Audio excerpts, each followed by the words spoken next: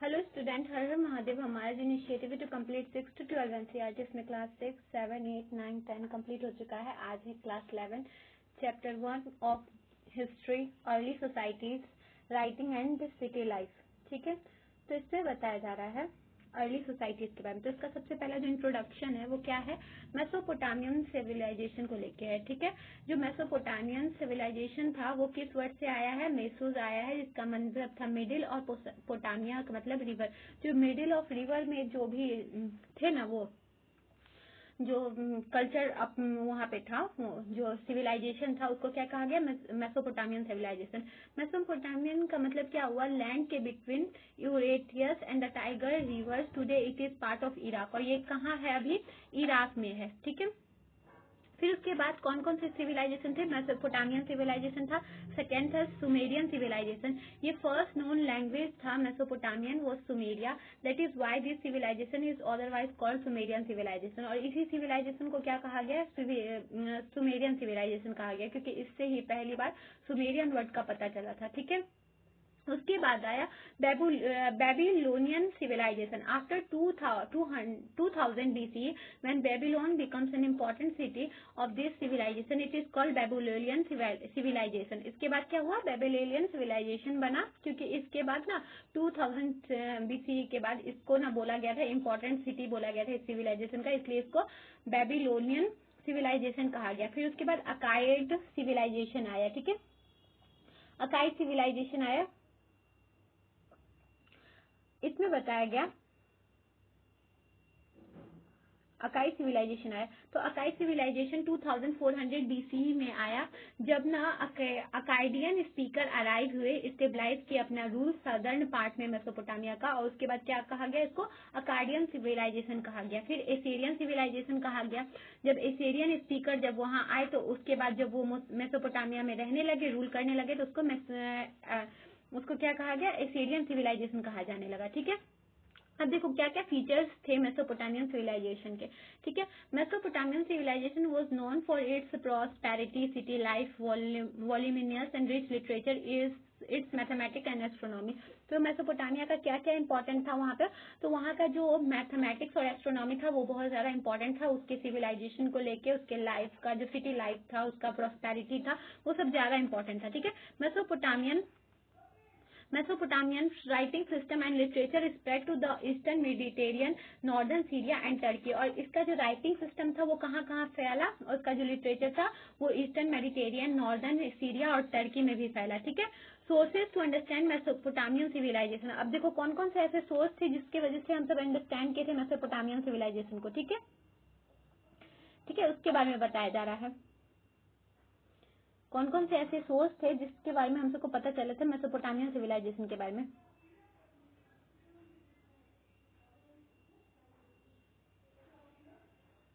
ये है Mesopotamian civilisation. ठीक है, देखो क्या था कि ना, we study 100 of Mesopotamian buildings, statues, ornaments, graves, tools and seals और सोर्सेस। तो हम सब क्या क्या पढ़े थे वहाँ पे, वो हम सब 100 ऑफ मेसोपोटामियन बिल्डिंग्स के बारे में पढ़े, स्टेटस के बारे में, ऑर्नामेंट, वहाँ का जो ग्रेव मिला, टूल्स मिला, सील्स मिला, इसके बारे, इससे ही ना हम सबको उस सिविलाइजेशन के बारे में पता चला। Thousand of written documents as well as study Mesopotamian civilization. और बहुत सारे ऐसे थाउजेंड ऑफ रिटन डॉक्यूमेंट भी मिले हैं जिसके बारे में हम सबको पढ़ के पता चला है कि यहाँ पे कोई मेसोपोटामियन सिविलाइजेशन था। ठीक है, फिर देखो मेसोपोटामियंस और इसका ज्योग्राफी के बारे में, इसकी ज्योग्राफी के बारे में अब बताया जा रहा है। देखो, Mesopotamia is a land of diverse environment. In the north east lie green undulating plains gradually rising और to tree covered mountain ranges with clear streams and wild flowers with enough rainfall to grow crops. तो क्या था, इसका जो land था ना वो बहुत ज्यादा डाइवर्स इन्वायरमेंट के लिए था। ठीक है, नॉर्थ ईस्ट में ना बहुत ज्यादा ग्रीन था, क्योंकि वहाँ पे प्लेन्स थे, वो राइज करे, वहाँ पे ट्रीज था, ट्री कवर था, माउंटेन रेंजेस थे, और फिर ना वाइल्ड फ्लावर्स भी देखने को वहाँ मिल रहे थे, और इनफ रेनफॉल थे जो कि ग्रो कर रहे थे क्रॉप्स को। ठीक है, ठीक है, तो in the north there is a stretch of upland called steppe, where animal herding offers peoples a better livelihood than agriculture. तो वहाँ पे क्या था, नॉर्थ में क्या था, अपलैंड थे जहाँ पे स्टीपी था, तो क्या होता था वहाँ पे, एनिमल हर्डिंग होता था, वहाँ पे एग्रीकल्चर होता था। ठीक है, विंटर के रेन, शिप्स और गॉड्स ना फीड करते थे वहाँ पे अपना वो सब खाते थे, ठीक है। मतलब कि उनके खाने के लिए एक ऐसा प्लेस था कि वहाँ पे मतलब कि पूरा ग्रीनी लर्स था, तो वो वहाँ पे खाते थे। To east tributary to the east tributaries of Tigris provide routes to communication into mountain of Iran. तो और उसके बाद ईस्ट में क्या था उसका, ट्रिब्यूटरीज था टिग्रिस का, जो कम्युनिकेशन रूट बनाता था माउंटेन ऑफ ईरान को लेके, ठीक है। साउथ में डिजर्ट था, जो ना first cities and writing emerged, इसी की वजह से क्या हुआ था, फर्स्ट सिटिंग और राइटिंग इमर्ज्ड हुआ था। This desert could support cities because the river Euphrates and Tigris which rise in the northern mountains carry loads of silt Piedmont when they floods or when their water is let out of the field, fertile silt is deposited. तो ये क्या करता था, ये जो dessert था वो बहुत ज्यादा हेल्प करता था किस चीज को लेके, ये जो मतलब पानी आते थे वो तो अपना साथ लेके आते थे ना फर्टाइल सिल्ट को, तो उस चीज को लेके ना ये बहुत ज्यादा इंपॉर्टेंट था, ठीक है। Not only agriculture, Mesopotamia, sheep and goats that are grazed on the steppe, the northeastern plains and the mountain slopes produce meat. तो उसमें क्या बताया गया था, सिर्फ एग्रीकल्चर ही वहाँ पे नहीं होता था, जो ग्रेज किए जाते थे स्टीपी, जो जानवर को ग्रेज किया जाता था, मतलब कि चाहे वो सीप हो गॉट हो, तो वो क्या किया जाता था, उनके मीट को भी यूज किया जाता था, मिल्क भी लिया जाता था, उससे वूल भी लिया जाता था, फिश भी वहाँ बहुत ज्यादा अवेलेबल थे वाटर रिवर में। और फिर उसके बाद ना डेट पाम वहाँ पे ना फ्रूट था समर का, ठीक है। मतलब कि खजूर जो था वो ना वहाँ का क्या था, इम्पोर्टेंट फ्रूट था जो समय में उगाया जाता था, ठीक है। द सिग्निफिकेंस ऑफ अर्बनिज्म, अब देखो अर्बनिज्म जो हुआ, अब अर्बनिज्म का सिग्निफिकेंस क्या हुआ वहाँ पे, ठीक है। देखो urban centre involve in various economic activities such as food production, trade, manufacturing और सर्विसेज। अर्बन अगर कोई सेंटर रहेगा तो उसमें क्या क्या चीज का इंपॉर्टेंस रहेगा, फूड प्रोडक्शन भी होगा, ट्रेड भी होगा, मैन्युफैक्चरिंग होगा, सर्विसेज होगा, ये सब इंपॉर्टेंट थिंग्स होंगे, ठीक है। City people thus cease to be self sufficient and depends on the products and the service of other people. There is continuous interaction among them. तो सिटी पीपुल का ना क्या होते थे, वो सेल्फ सफिशिएंट होते थे, अपना सामान को अपने से वो प्रोडक्ट कर लेते थे, प्रोड्यूस कर लेते थे, और फिर क्या होता था, दूसरे सर्विसेज के लिए दूसरे पीपुल पे निर्भर होते थे। तो इनका क्या होता था, कंटिन्यूअस इंटरेक्शन होता रहता था इसी चीज को लेके, ठीक है। For instance the carver of the stone seals requires bronze tools that he himself can not make. He coloured stones for the seals that he does not know where to get. He depends on others for this needs the division of labour in the mark of urban life.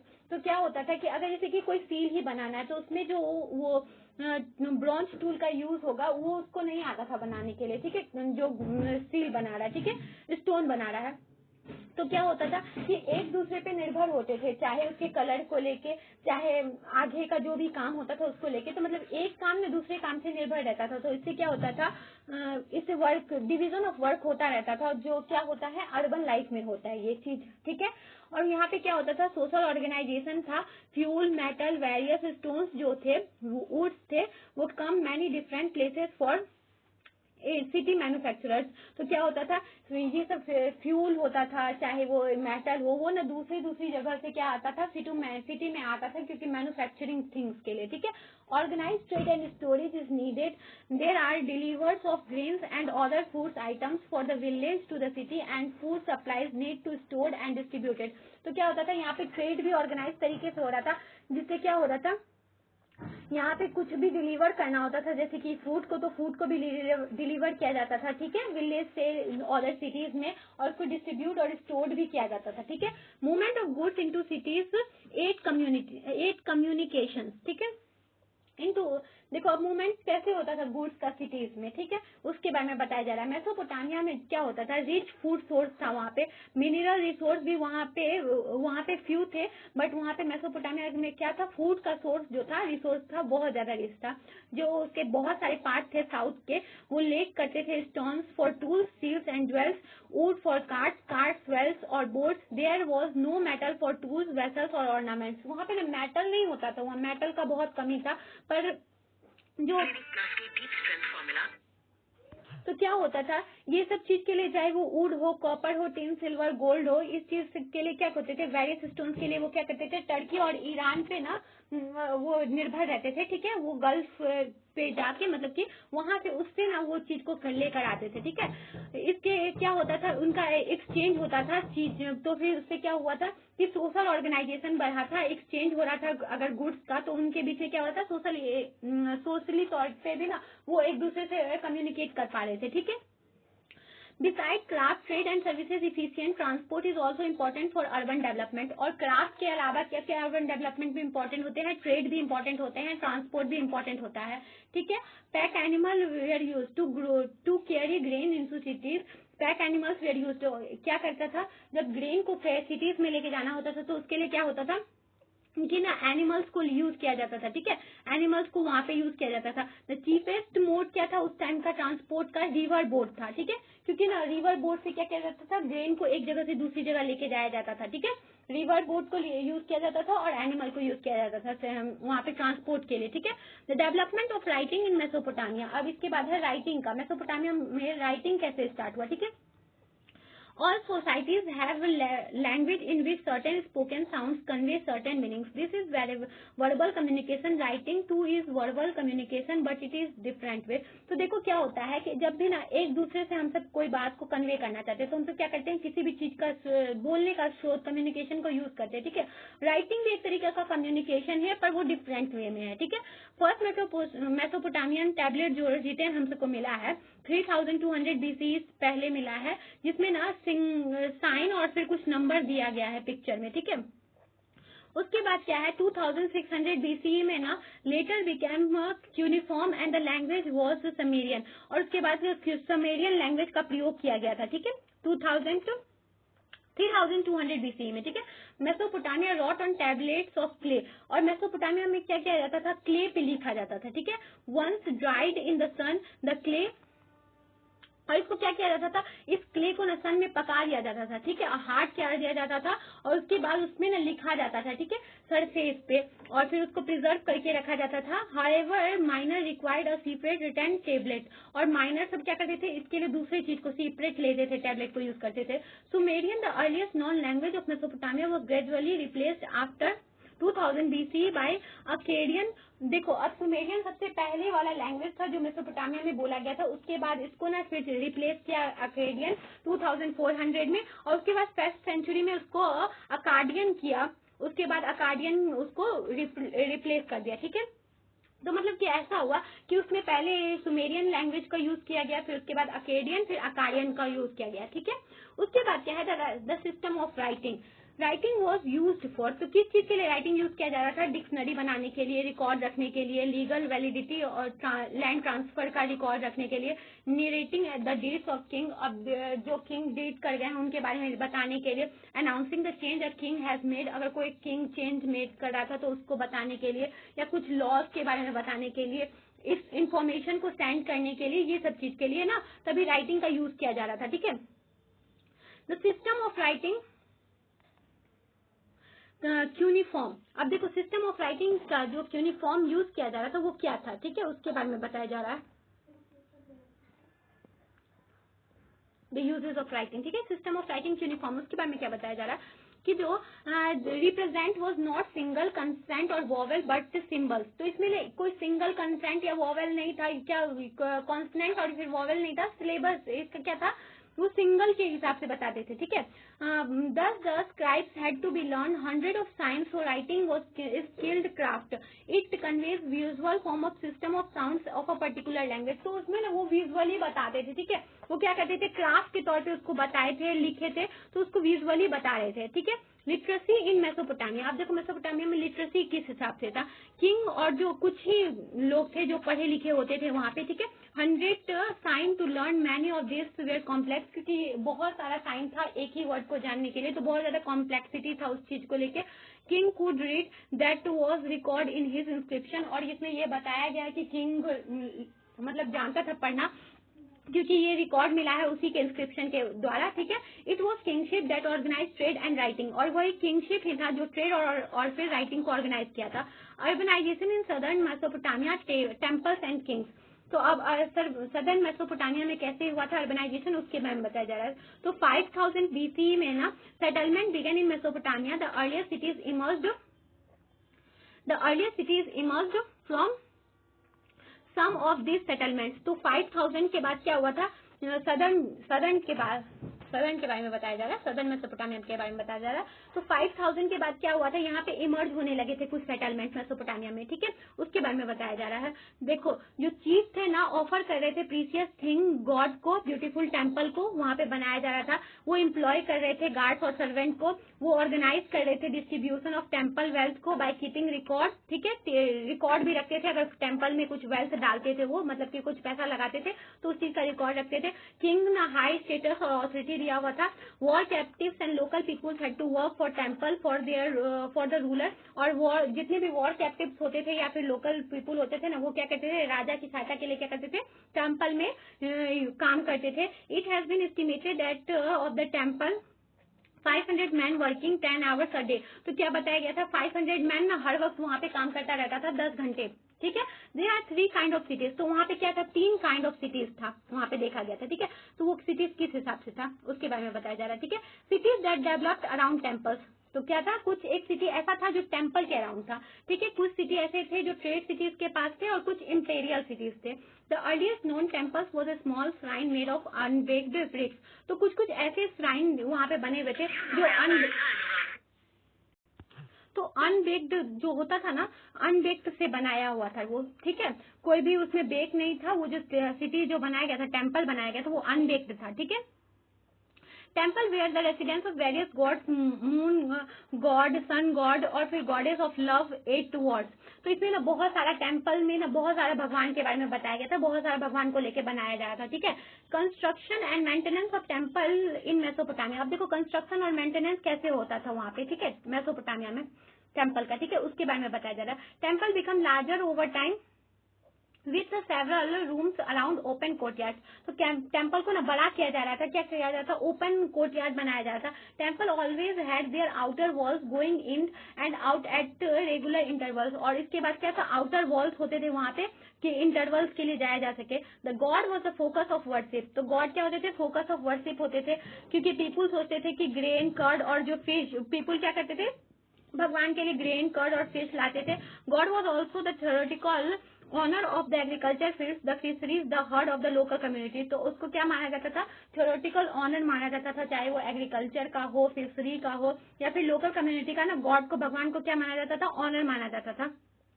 जो production process होता था, oil pressing, grain grading, spinning और weaving जो होता था, woollen cloth done in the temple, वो क्या होता था, टेम्पल में होता था, ठीक है। The temple gradually developed its activities and became the main urban institution of organising production, employing merchants and keeping of return records of distribution and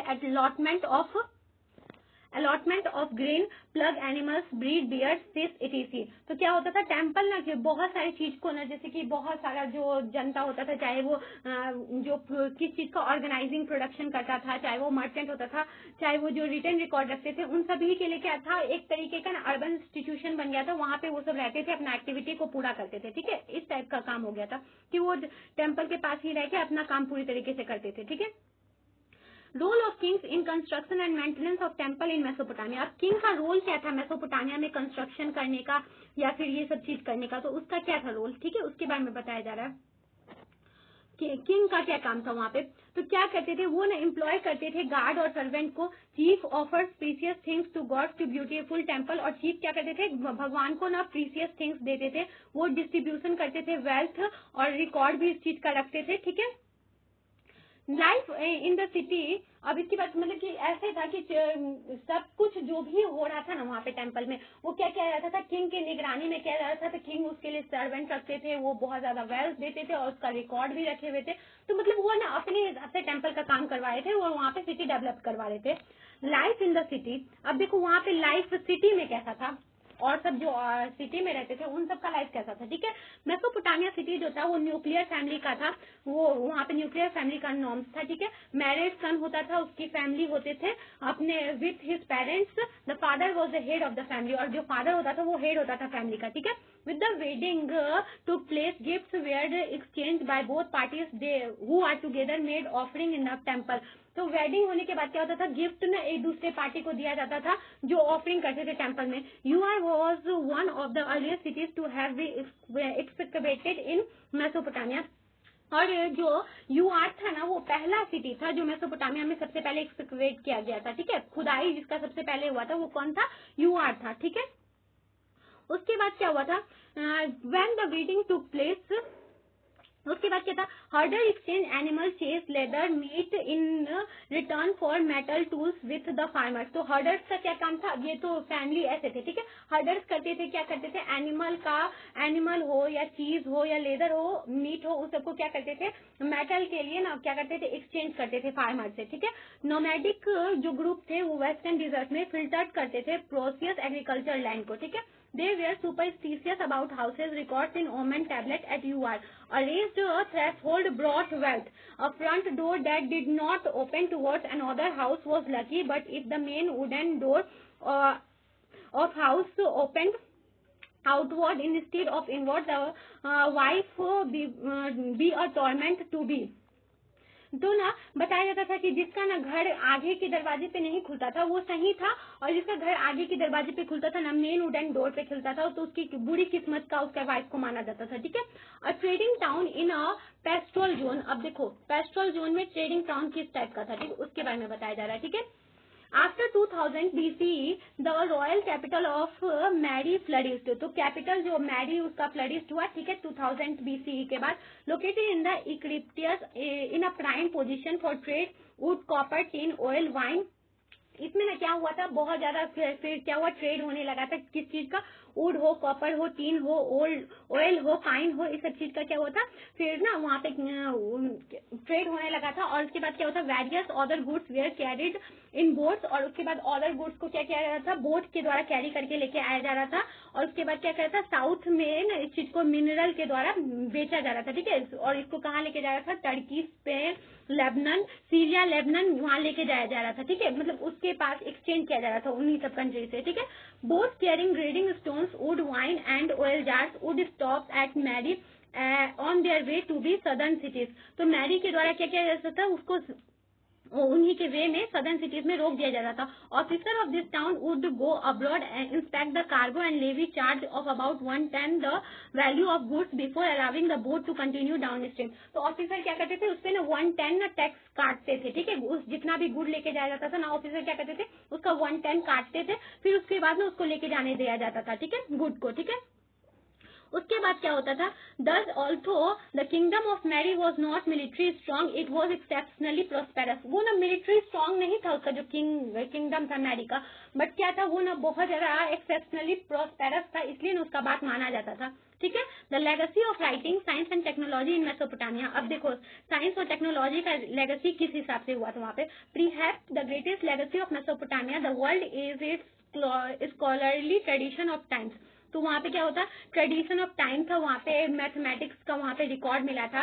dating around 1800 BCE are tablets with multiplication and division tablets, squares and square root tablets. तो बताया जा रहा है कि 1800 BCE पहले वहाँ पे हम सबको क्या डिवीजन टैबलेट मिला है, स्क्वायर का, मल्टीप्लीकेशन का मिला है, जिससे हम सबको बताया जाता, कंपाउंड इंटरेस्ट का मिला है, स्क्वायर रूट का मिला है, जिससे ये पता चलता है कि वहाँ के जो लोग थे ना उनको मैथमेटिशियन का जानकारी था, और वो ना उस चीज को जानते थे, ठीक है, वो चीज को वो जान रहे थे, ठीक है, द लेगेसी ऑफ राइटिंग में, ठीक है। उसके बाद क्या होता है, division of year into 12 months according to the revolution of moon around the earth. और इसके बाद रेवोल्यूशन ऑफ अर्थ के बारे में भी बताया जा रहा था, 12 ईयर को बताया गया था, 12 मंथ को बताया गया था कि ईयर में कि कैसे 12 मंथ है, उस चीज के बारे में भी हम सबको उन्हीं से मेसोपोटामिया से ही पता चलता है, ठीक है। फिर उसके बाद क्या था, 4 वीक के बारे में भी बताया गया था। उसके बाद मंथ के जो 4 वीक होते हैं उसमें इसके बारे में भी जानकारी हम सबको उन्हीं से मिलता है, 60 मिनट के बारे में, 24 आवर्स के बारे में। और फिर ना ये सब चीज हम सबको कहाँ पे, मेसोपोटामिया के लाइफ में वो सब चीज चल रहा था, तो उसके बारे में हमको जानकारी मिलता है। Whenever solar lunar eclipses were observed their occurrence was noted according to year, month and day, so too there was record about the observed position of star constellation in the sky। तो बताया जा रहा है कि जब भी solar और lunar Eclipse होता था ना, तो उसका भी वो सब जानकारी रखते थे, और क्या करते थे, पता करते थे कि किस मंथ में हो रहा है, क्या हो रहा है, और स्टार और कॉन्स्टेलेशन के बारे में उससे वो जानते थे, ठीक है। तो ये चीज को ना मतलब कि उसने यही बताया, इस चैप्टर में बस यही बताया जा रहा है कि मेसोपोटामिया किस टाइप का सिविलाइजेशन था, उसमें कैसे कैसे सब चीज का मतलब कि अर्बनाइजेशन आया, कैसे वहाँ पे लिटरेचर आया, कैसे कैसे लिटरेचर आया, कैसे कैसे उनको मैथमेटिक्स का जानकारी था, ये सब चीज बताया गया है। ठीक है, तो इस चैप्टर में बस यही था। इसका टाइमलाइन को अच्छी तरीके से याद रखना है। ठीक है, और इसके सारे क्वेश्चंस को सॉल्व करना है। अगर कोई भी डाउट हो तो आप कमेंट में पूछ सकते हैं। I hope you understand. Thank you.